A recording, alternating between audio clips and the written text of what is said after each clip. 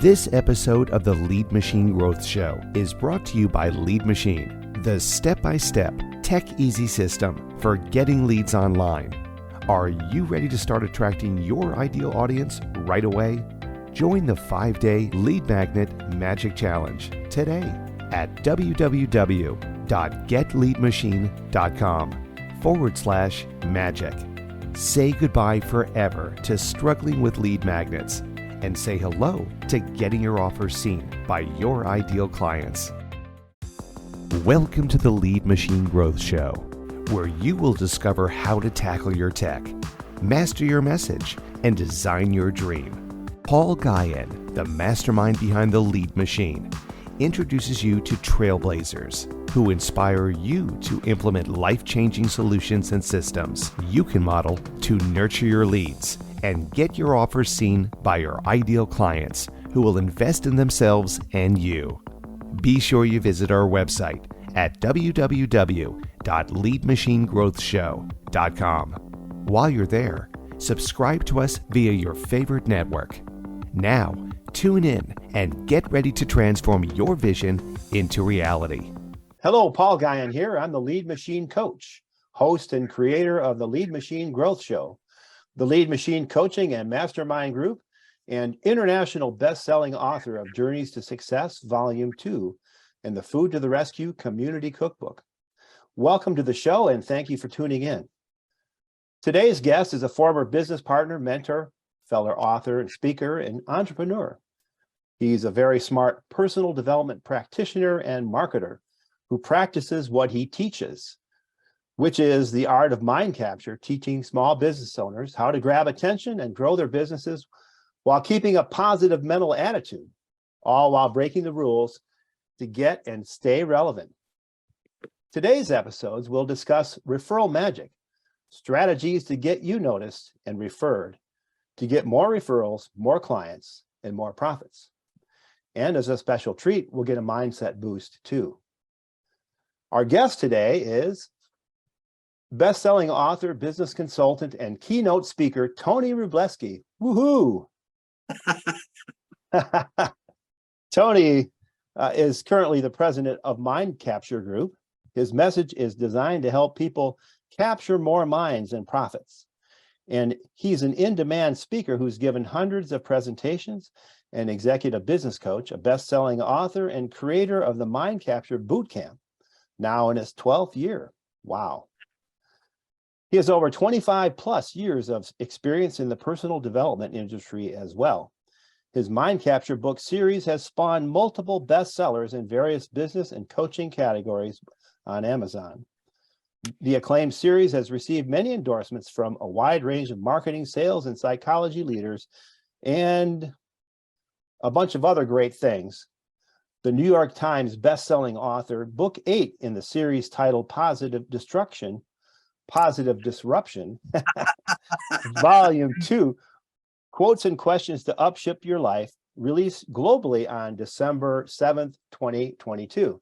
Tony, it's a pleasure. Welcome to the show. Well, I'm bowing back at you, and I have the television screen because we're doing this in March, which is March Madness. There's so many fun times, Paul. And you know, what a joy when you asked me a few weeks ago if I'd come on. I'm like, yes, let's do this. And you know, I want to give a shout out to you. We worked together successfully for many years. Then I went through a major life change. I was moving. I had to deal with an addiction, which I have, thank God, gotten through. But you know, you and I went through a lot of fun adventures, lots of marketing projects. We did coaching together, and your audience is in very, very good hands. So it's good to see you going back out with the show now and doing coaching again, Paul, because there's such a need for it, especially right now as we're taping. Amen. The world's getting more and more interesting. So it's an honor to be here, my friend. Yeah, well, thank you so much. So tell us how you came to teach businesses worldwide and get referrals and become known as the Mind Capture guy. I know there's a long story, but just kind of give us a thumbnail sketch on your journey. Well, I think in retrospect, and I also want to give a shout out to everybody that's listening there now or in time shifting later on, because your time is valuable. So anytime I do an interview, Paul, I always encourage, I'm holding a pen and a Post-it note here and a piece of paper, is grab a pen and a paper, a beverage, get comfortable, if you're at your home office and just try to get a couple nuggets from both you and I. But Mind Capture came out about 20 years ago. And I wrote a book when I was in my early 30s working in the advertising industry. I love selling, you know that. So it's creating Yeah. ad campaigns. We have a lot of mutual mentors that we have studied with or have brought to our events when we did events together. So the book came out because people kept saying, you need to write a book. You're really good at marketing. You know how to get people's attention. The book comes out and I had to think, what is the title of this thing going to be? And I was looking at a J. Abraham catalog, an old cassette series on my bookshelf, and it was called Mind Capture over Los Angeles, 1995. And I went, there it is, Mind Capture. So how do you get attention has really been the core of what started the company in my book series, 19, 20 years ago, Paul. And I met J. Abraham about a year after the book came out, gave him a signed copy in Detroit. He looked at me and goes, this looks familiar. I said, Jay, this was one of the title of your seminars in LA many years ago. He just started laughing. So, I have to give some credit back to J. Abraham, arguably besides Dan Kennedy and a few others, one of the top marketing minds in the world. They call him the marketing wizard, because that was really the two words I needed to really convey, in a very short attention time frame. What do I do? How do you stand out and get what I call mind capture? Paul, I didn't know the last 10 years alone with social media, and you and I have worked together on social media and webinars and all sorts of live events, how much premium attention would become. And it's getting harder and harder. So I'm not here to scare anybody or make them feel defeated. I want to give your audience and people that are in my tribe some ideas that I know work, if they work them. There's the key. No one can do your push-ups for you, as Jim Rohn taught me a long time ago in a seminar room, that you and I have the chops. We're here to help people, but they have to move into action and pick and choose what's most relevant from our interview and our time together. Right on. Thank you. So we're talking about getting referrals. In my experience with my Lead Machine mastermind group and my consulting clients with Habit Force Coaching, when I suggest they establish a formal referral program, they look at me and they say, I don't know where to begin. I mean, we just get them. We just get them. And the thing is, when they ask their customers for a referral, they clam up and they can't think of anyone. So what is the magic secret? Well, I think there's some strategies, I call it the silver bullet theory, Paul, that a lot of people think that, I can solve all their referral problems with like one magic technique or the silver bullet. And I have to kind of burst your bubble. There's no specific way that works 100% of the time. Let me just set expectations and ground rules. However, there are several ways that we know to get referrals. I'm going to give 2 or 3 that, again, people can pick and choose on their level of marketing expertise. The first one is, brace yourself, you have to ask for them. And every day when you're out in the business world, I call you have to have your Scooby-Doo ears. Your customers will give you clues. Let me run down a few real quick of scenarios that happen all the time to all of us. You get a compliment. It could be an email. It could be a phone call, a text. Someone has a picture of you on social media with your product or service or raving about you, or they tag you. That right there is a golden opportunity to follow up, number 1, to thank them. And number 2, this is where most people miss it, is to follow up and thank them and say, hey, by the way, our business is built on a lot of introductions. I'm curious, are there a couple of other business owners that you really respect that you might introduce me to see if I can do the same thing? Now, let's replay that. I never said referral. Right. Introduction is a key word. It's very non-threatening. People love to help each other, especially happy clients. Definitely want to kind of brag about you if you're doing a good job. And I want to rewind a little bit what you just said the question. A lot of people get organic referrals because they're doing a good job. And that's the first entry point into the door to get on the ride.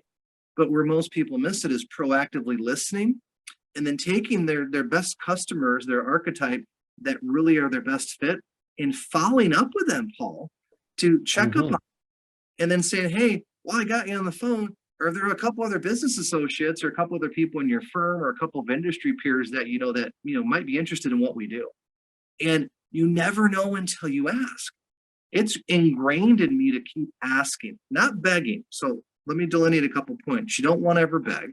And the more specific you can get with the ask for the introduction, the higher the chance, you see my hand moving up, the ladder that in their mind, they're going to go, hey, I've got 2 buddies, ironically, in my church, my men's small group they own businesses. They're just talking about this. That's awesome. I'd love to meet him. Is there a way that you prefer that I reach out to him, or do you want to have him reach out to me? What you try to do is save their time, ask a specific question. And again, the more specific, the higher chance of a recall in their mental Rolodex, their sphere of influence, they can think of someone. Now, caveat, doesn't work every time, but it works a lot, Paul. The challenge is, like you said in the beginning here, is how do you make it into a system? They've never heard of it. Well, a lot of times it comes down to training, accountability, and practicing. And the training, that's what you do as a coach, okay? A lot of what I teach, Paul, is deceptively simple. The challenge is in a 9-second attention span world, which I think is actually getting shorter and shorter than 9 seconds, is unless people have a script and they make it a force of habit, you're a master at habits, Paul, in systems. So unless they make it a daily part of their activity and then track it and hold themselves accountable, or if you're the VP of sales or the director of marketing, typically some people might get it. And you're going to find some of your sales teams already gets a lot of referrals because a few of them are trained to work this way. Let's face it, cold calling's hard. It's brutal. And I'm not advocating that it doesn't work. I'm advocating there are smarter ways to market. And to me, after a period of years, Paul, every day I'm thinking when I'm interacting with clients, even ones that don't book me, sometimes they go, hey, you're not a good fit this year. We went another direction, or the committee decided to go with this speaker. I'll say, hey, you know what? You're charged like the Michigan bankers.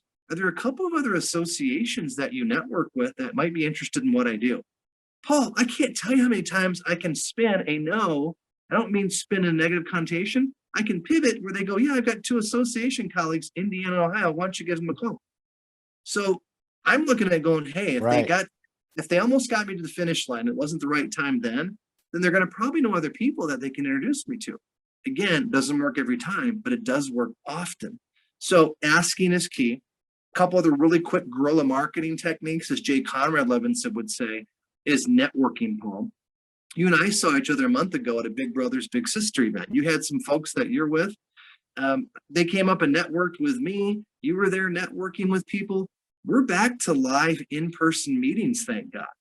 And I said, hallelujah. I said, I think social distancing, I'm glad we're beyond that chapter of history, at least for now, because we're built for human connection, Paul.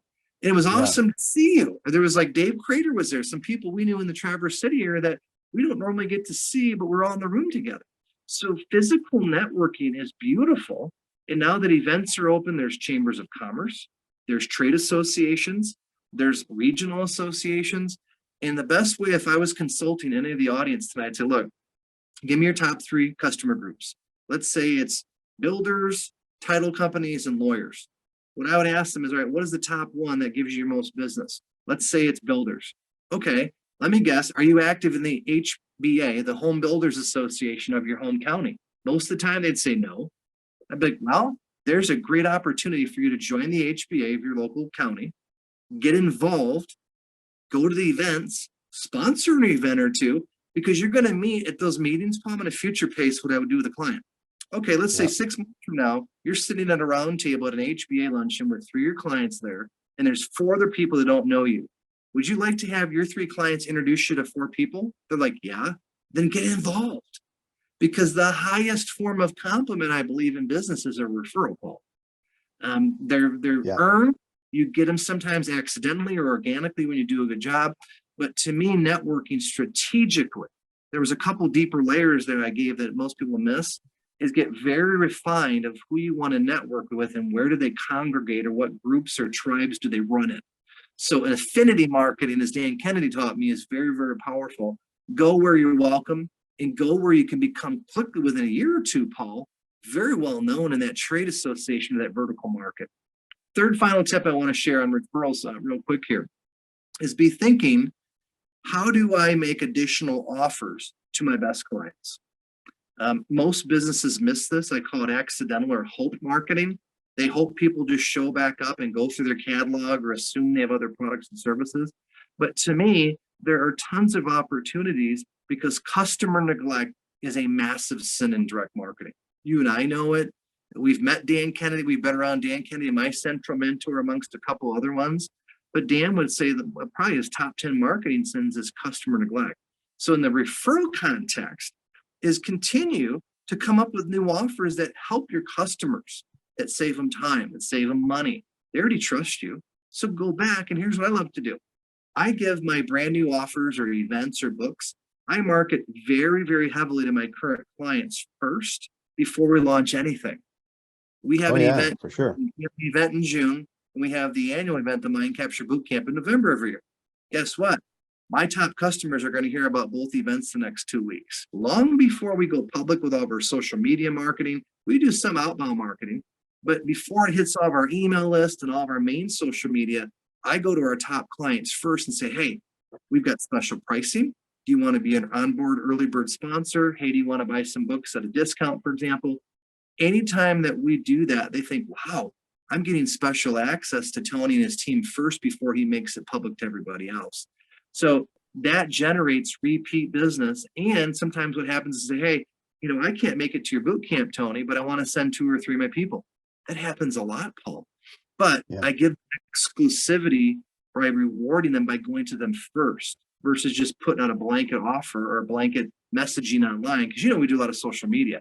So that being said, there's 2 or 3, I think, nuggets of value in there that if you look at it, Paul, they're not difficult. They're difficult to do consistently or by habit. Yeah, and one of the things that you said, the 2 things, the first 2, ask, knowing when to ask, and strategic networking. I think it would be really smart, like you said, knowing who your customer knows before, so you can ask if you could get an introduction to the association, to the president of the association, or someone, the membership drive person there, or an event organizer for an organization you don't belong to. Knowing who their sphere of influence is a great way to remind them, hey, who do you bowl with on Saturday nights? Well, let me give you that helps. Let me give you a real-time case study. What happened just yesterday? Greg Smith, he's the president of Michigan Kiwanis. I think you met him in Traverse City last fall. Okay. He calls me a couple days ago. I missed him. I called him back yesterday, and we finally caught up. He said, Tony, we're expanding. We're starting a new Kiwanis chapter in Frankenmuth. He goes, do you know anybody? I said, oh my gosh, Greg. I said, 2 of the top credit unions and mortgage companies are clients of mine. And I go, grab a pen. And I gave him the CEO named Vicky and the other CEO named Jamie. And I said, make sure, because I was walking around, was in front of my computer. I said, Greg, please drop me an email and I'll send you back their contact information. I'll make sure I do an email tee up to meet both the CEOs. These 2 are like the hitters of Frankenmuth, okay? They know everybody. They're well respected. They're amazing leaders. And these 2 gals are phenomenal. I love working with them. So what he did is he got specific. Who do you know? We're starting a new Kiwanis chapter, which I'm a member of a Kiwanis chapter here on the west side of the state of Michigan. And it was like perfect timing, but he wasn't afraid to ask me, Paul, for a couple of introductions. He got 2 very good introductions from me. And I was like, wow, I'm glad you asked, Greg, because if you're going to be calling in and doing appointments to set up the new chapter to launch it, these 2 can take you to pretty much everybody in town. Wow. Perfect. Not bad for an ask. And they got 2 really good answers from me, or referrals. Yeah. And so I know that you've done some really kooky things to follow up with people. Can you give a couple of examples of the lumpy marketing, or I don't remember what you called it, but once you got a referral, or even if you're following up with an event, that event planner that said no, but I can introduce you to the guys in Chicago. How do you keep on their radar? Well, it's a phenomenal question. I know people are just listening to the audio. I'm rubbing my hands together because I'm all excited. I love to follow up in ways that are fun and definitely get mind capture. So there's a variety of ways. Let me give you my top 3 or 4. I love to mail books. Okay. Again, I go back to Dan. Kennedy taught me shock and awe package. You mail them. I like to mail them a bunch of my books. Like my latest 2 books, I'll send them a couple of books, some reference letters, and a quick little post note says, hey, Sally referred me from XYZ Insurance Association. Here's my 2 latest books and a few references. Let's chat. Now, that's the first step. I schedule in 7 to 10 days later in my calendar, follow-up phone call to referral, mailed books on this date. So doesn't mean I get through all the time, but I do a voicemail if I get voicemail. And then a couple of days will go by. I call this the third knock, and I'll send an email, say, hey, subject line, the message I left you. Many times by the third knock, they'll either find it or they'll go, hey, I haven't seen it yet, or hey, what's this about? It starts the conversation. So I love to use information of value or content that's physical. I know it sounds old school, but people love the effect of a signed book. Even if they book me or not, Paul, I'm giving them something that's kind of cool. And they say, hey, I like your book, or I can pass it off to somebody in our organization. Also, I like to send reference letters, not like to boast or brag, but to quickly prove that I know what I'm talking about. And those short snippets or testimonial references, I call it a one-sheeter. I'll actually hold it up here. This is one of my current one-sheets. It has my different program titles. It has 4 references, a couple of the book images. It's a very concise sort of, I would say, 15-second overview of who are you, what do you do, why should I pay attention, and why should I care? And that one sheet is always updated, Paul. So the whole goal is, if I'm teaching mind capture, I've got to arrive differently to them. And I love direct mail as the door knock. And then the second and third steps, the phone call and the email touch. So that, to me, how does a business borrow that? There's a lot of different ways. You could send a sample, okay, of your product. Yep. Say, hey, said this. And again, certain industries, you got to watch that because of rebating or your codes of ethics or compliance. But for the most part, most entrepreneurs can send a sample product or a short note and say, hey, I was talking to Joe. He said you might have an interest. Here's a quick sample. So anything you can do physically, where they actually have to open it, Paul, and acknowledge it. And many times I've had it where people are so busy, they go, hey, I'm looking through the mail. I've actually got them on a phone call. Like, hold on.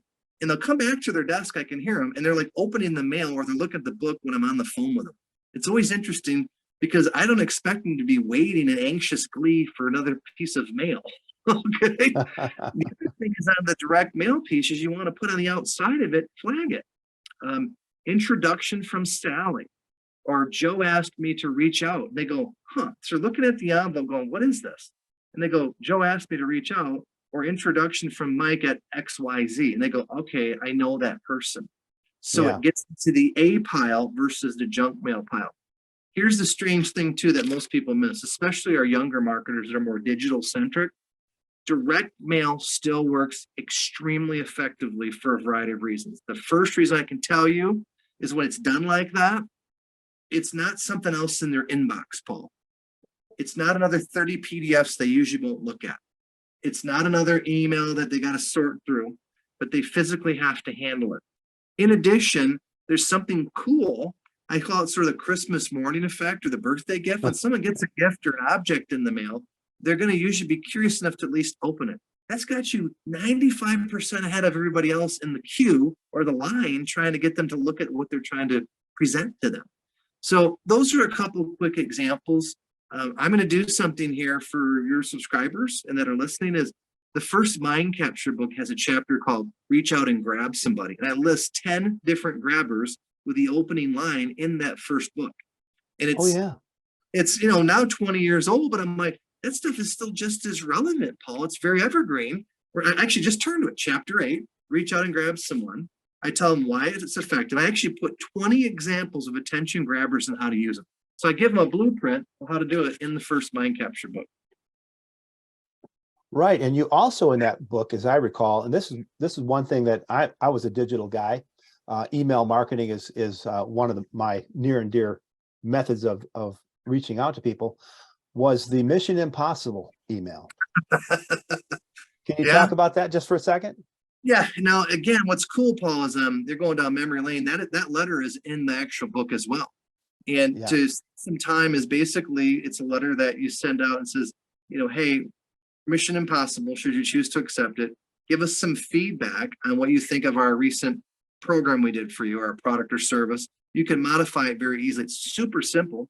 And on the second page of the actual mailed letter, Paul, it says, hey, if you know a couple other people might introduce us to, let us know. We're actually having them write down, and many people do this. They'll write down 1 or 2 introductions, and then now you can take it, you can take a picture, they'll email it back, or you can put a self-addressed stamp envelope in it.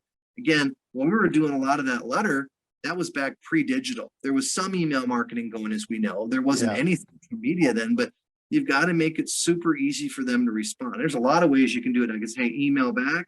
You could modify the letter and put it in as an email. That's definitely doable. But to me, what's fun about it is you're getting two things accomplished, 2 for 1. You're getting fresh testimonials.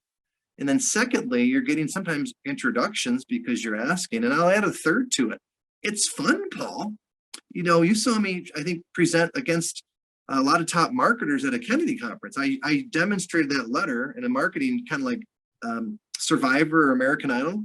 And I had 15 minutes explaining the letter, and it ended up taking 3rd place in the contest. And I say that looking back many, many years from when it happened, because it was such a fun marketing tool. You have to tweak it a little bit, but it has a lot of components of mind capture in what I just described to you. Thank you very much.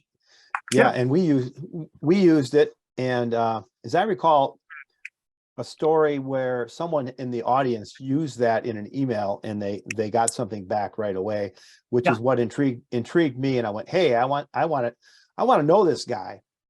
I want to hear about. I want to get his book and see. And you are actually doing an amazing book launch for your first book too, which is where we first met.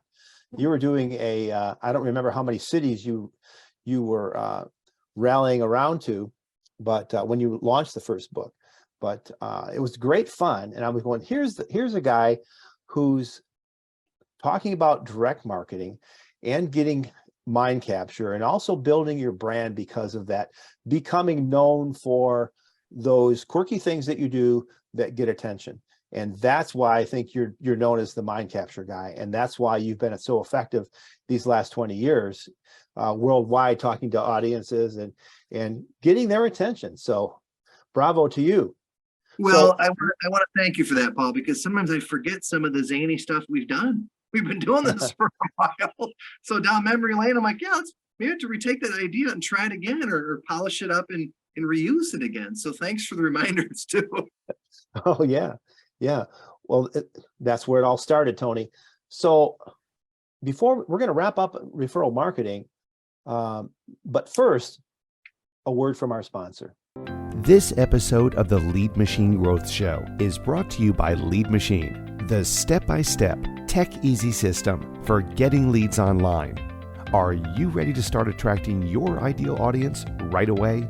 Join the 5-day Lead Magnet Magic Challenge today at www.getleadmachine.com/magic. Say goodbye forever to struggling with lead magnets and say hello to getting your offers seen by your ideal clients. We're talking with Tony Rubleski about referral magic, the magic of referral marketing. And Tony, let's wrap this up. What advice would you give to businesses looking to get started with referral marketing? Well, I think the big thing is go through while you're listening, or tonight, while it's top of mind, Paul, and pick out your top 20 customers. Everyone, if you've been in business for a couple of years, you should have at least 20, 30 customers. Some people have hundreds. Go to your top 20 customers, make a list, and figure out, how am I going to reach out to them in the next 2 months, so you can spread out the contacts. And there's 3 points here. Check on them, see how they're doing, get some feedback, ask them if it's going well. Hey, any thoughts about what we can do to provide better products or services, or what do you think? Is there something you need? Really find out some other ways you can serve them.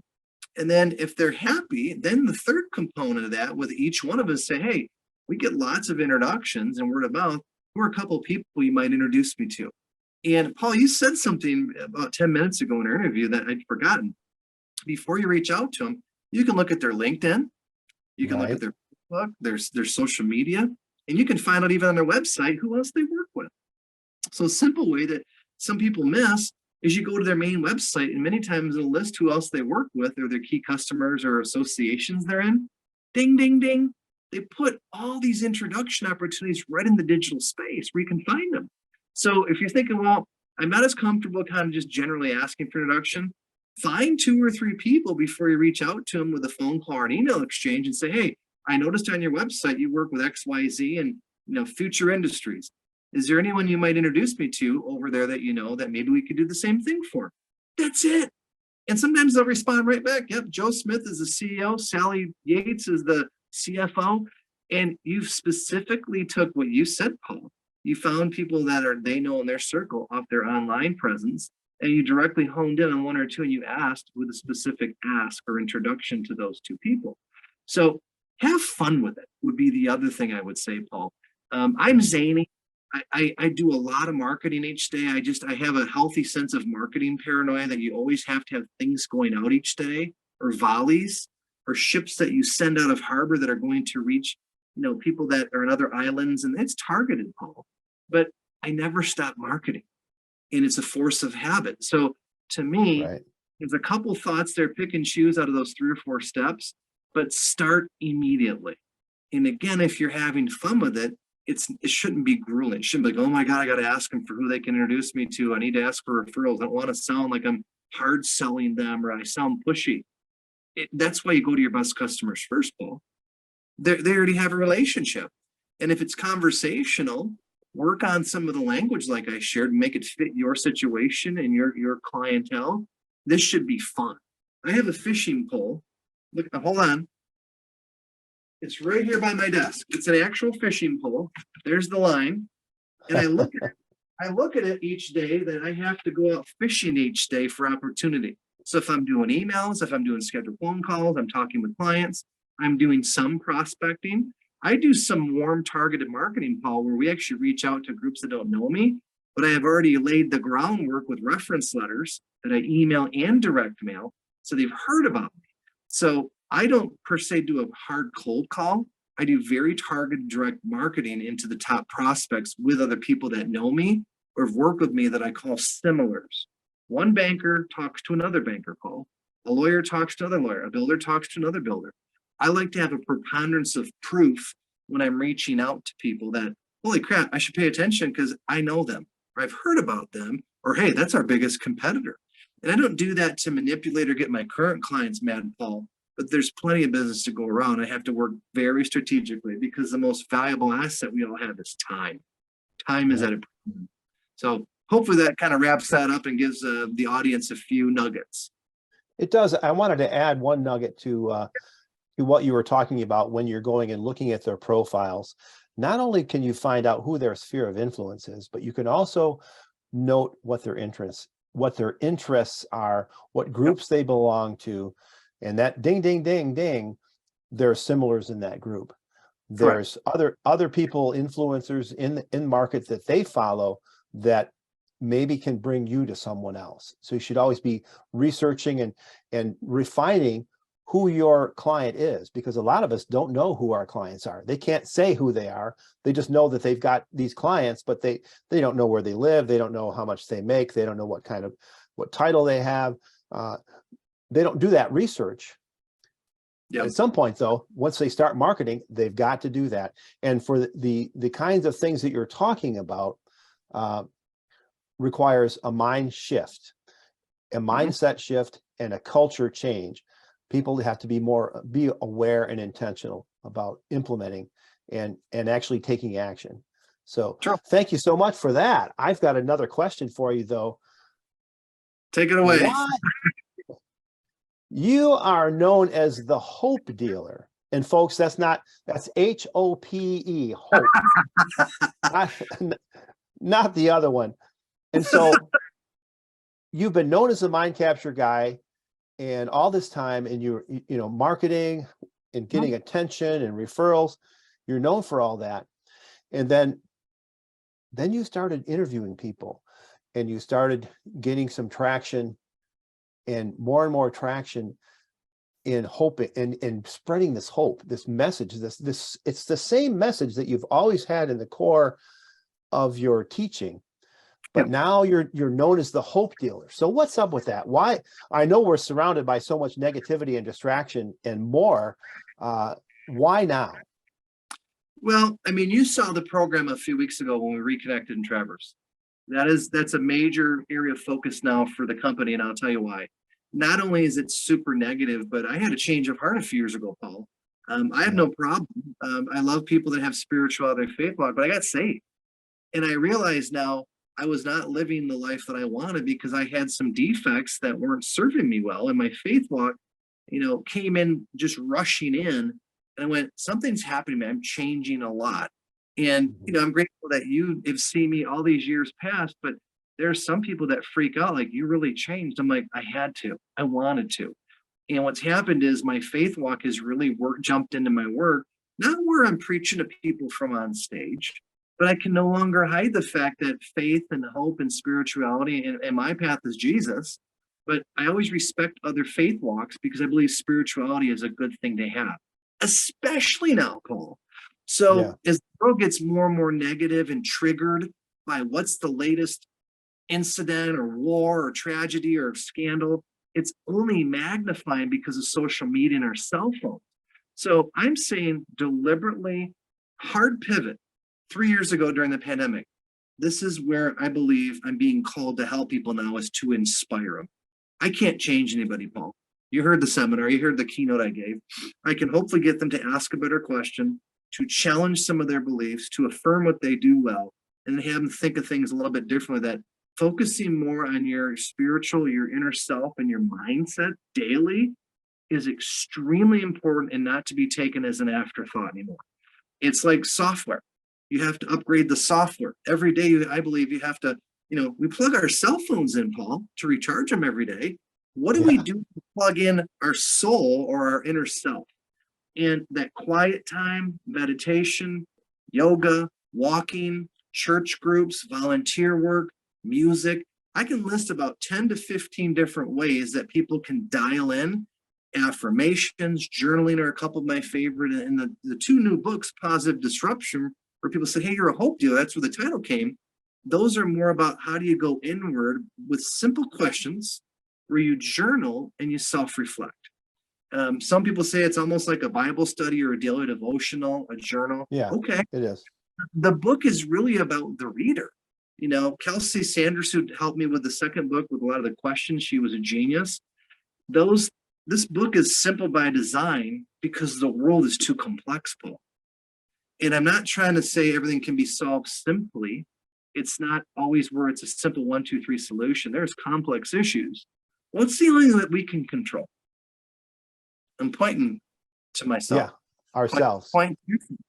You have to have good self-governance the best you can each day. And we're fallible, but we have a lot of greatness in us, Paul. And I get so sad watching people quit or just get addicted to being grumpy or being negative and snarky online or just mean. And I just don't have much tolerance at this point. I know it's a tough thing to say, but I get very frustrated when people sell themselves short. Because I believe so many people that you and I have met, Paul, have come from the strangest circumstances with all the chips down, all sorts of issues, to be redeemed. Many it's come through their faith journey. Some have done it on their own. But I said, look, we need to replicate that, study it, and share it. Doesn't mean I'm forcing people to do anything, Paul. I'm very independent, almost libertarian, but I look at it and say, hey, if someone's willing to be nudged and prodded and says, I'm tired of this negativity and I'm not happy with what I'm doing, maybe the crack in the door appears when they hear me speak. They hear this podcast. They get a book from me. They get a PDF bonus from you or me, and they go, okay, that was something that really helped me then. But I'm getting more and more, as I get older now, it's getting simple that the mindset each day has to be a daily scheduled habit, Paul. The world is just coming at you full speed, and we can't avoid people. We can't avoid our customers, our families.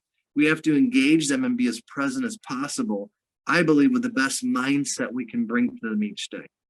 So how's that? That's great.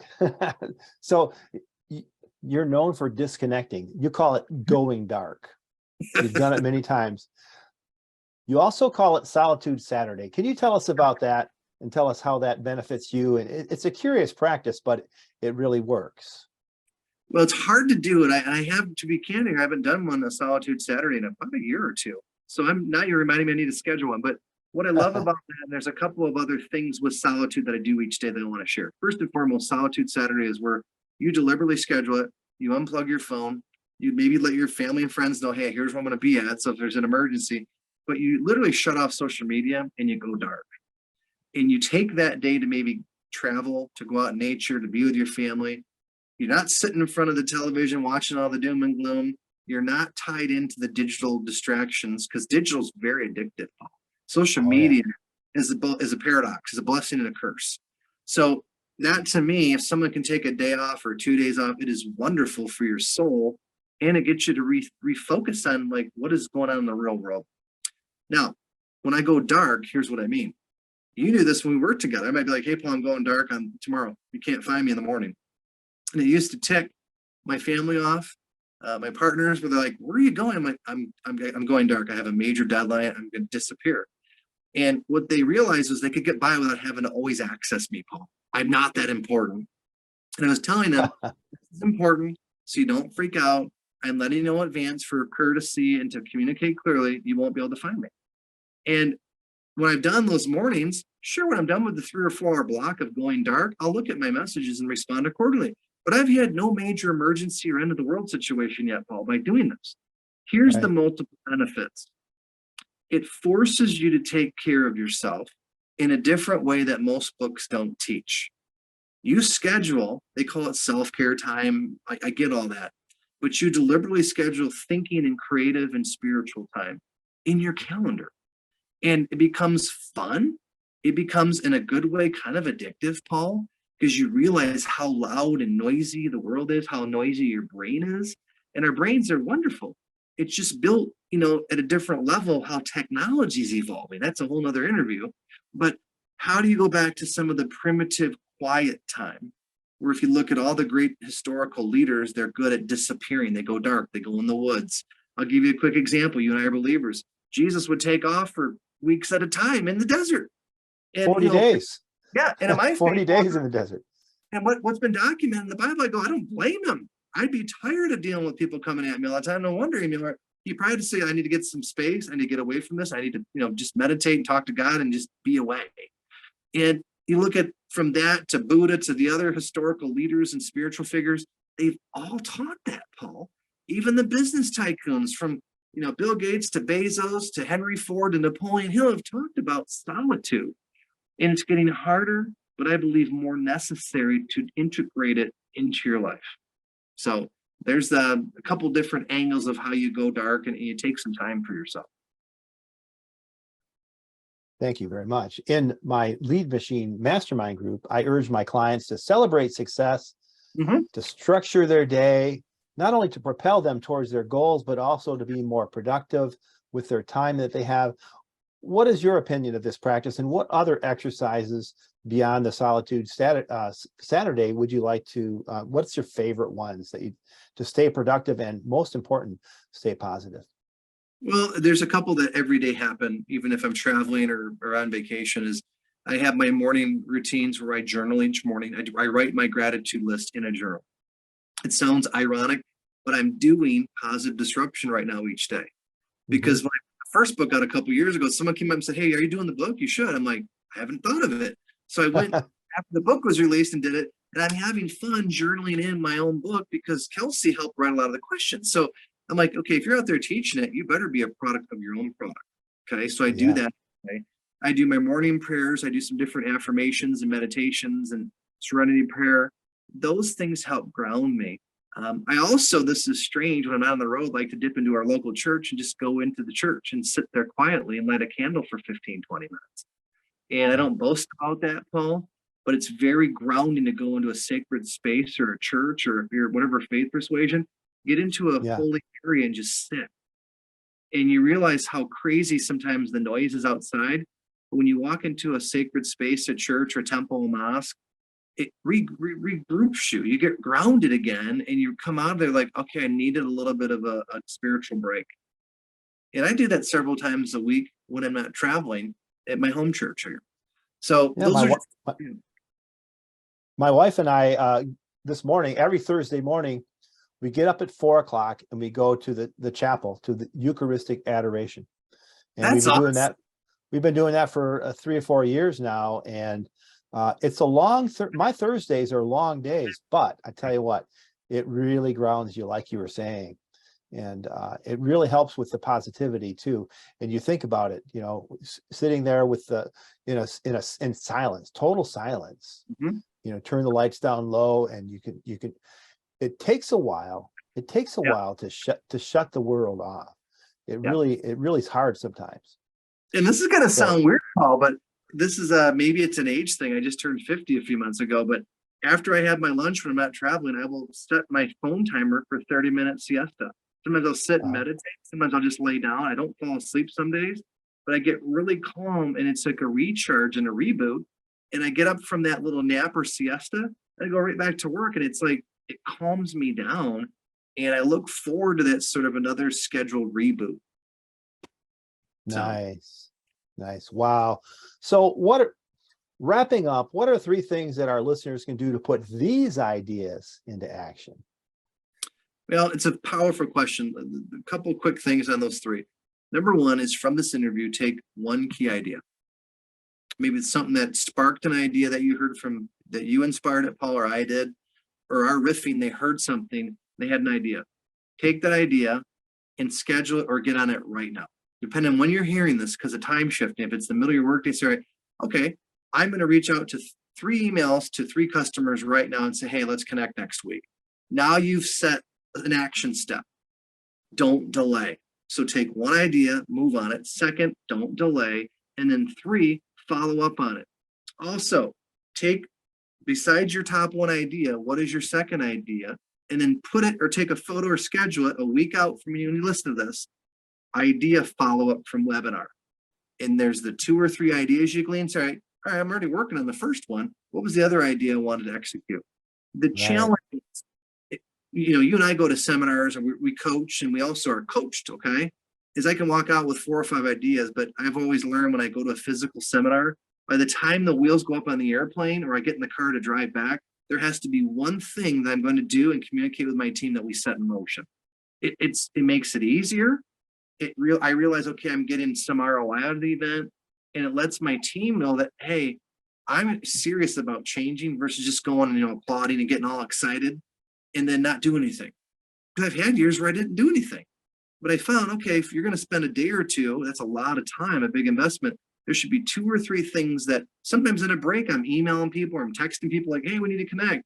It forces me into action right then and there. So there's my final parting shots. Yeah, and I would add on to that and say, write them down today. Write those things down today so you can follow up, because there's no time like right now to get it done. And Paul, I have notes everywhere. They're on my computer. they're on my desk. There's affirmations, and I know, because if I don't write it down, it's forgotten most of the time. It's forgotten. Right on my phone. Yep. Wow. Well, thank you so much. You have a free gift. Mind Capture: How to Stand Out in the Age of Advertising Overload. It's the first mind capture book. I remember when you launched the book. He's holding it up right now. And I got my first dose of the Hope Dealer. And to get the book, Tony, it's Tony at mindcapturegroup.com. Send him an email and he'll send you a PDF back. Yeah. So do you have any subject line, bonus book, Mind Capture, Tony Paul interview? I'll know, but we'll get to you right away. And here's the good news too, Paul. I'm not going to put you in an auto subscriber till the end of time. So if you want to engage me, let us know. But I want to make sure that on top of the time you enjoy with Paul and I, we give you something where we're not going to stalk you until the end of time. So please know that. Okay, that's Tony at Mind Capture Group. So Correct. Thanks, Tony. So there you have it. Referral magic, strategies to get you noticed and get you referred, get more clients, get more business, more profits, more leads. And we got a kick in the pants and a mindset reboot from the Hope Dealer and our guest expert, Tony Rubleski. Thank you, Tony. And we're going to wrap up here. And remember, faith and action go hand in hand. So put the pedal to the metal. Until next time on the Lead Machine Growth Show. So long, Tony. I'm Paul Guyon. Thank you for tuning in to the Lead Machine Growth Show with Paul Guyon, where we show you how to tackle your tech, master your message, and design your dream so that you can transform your vision into reality.